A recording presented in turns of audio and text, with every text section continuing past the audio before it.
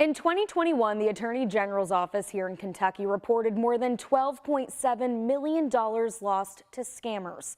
Some of those losses were because of real estate scams. We weren't sure what was going to happen at that time. Just days before officially closing on his Jeffersontown home, Kevin Thieneman got an email from what appeared to be his closing attorney. Please wire the money to XYZ.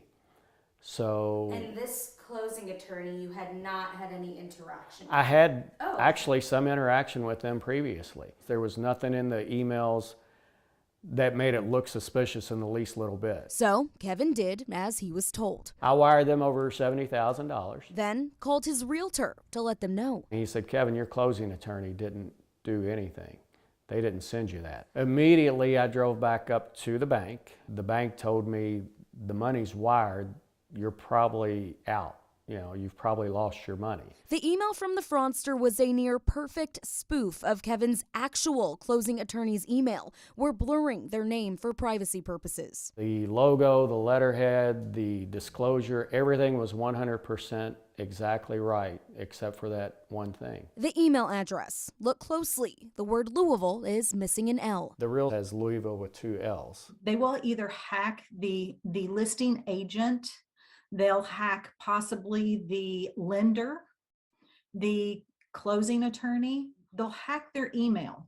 And then once they get into the email, they will search for actual closing documents. Shelley May works for the Attorney General's office in Kentucky and says nationally, hundreds of millions of dollars are lost every year because of real estate scams just like this. In 2020, $213 million were reported lost because of real estate scams. In 2021, over $350 million were lost. That's more than a $100 million increase in just a year. The scammers are getting quite crafty. Fortunately for Kevin, he received word 5 days after wiring the money that it had been returned to his account. Big time relief. We just praise God for that happening. But not all cases have a happy ending. The Attorney General's office warns folks to be extra cautious before wiring your hard-earned money. Check for errors in the actual email address itself.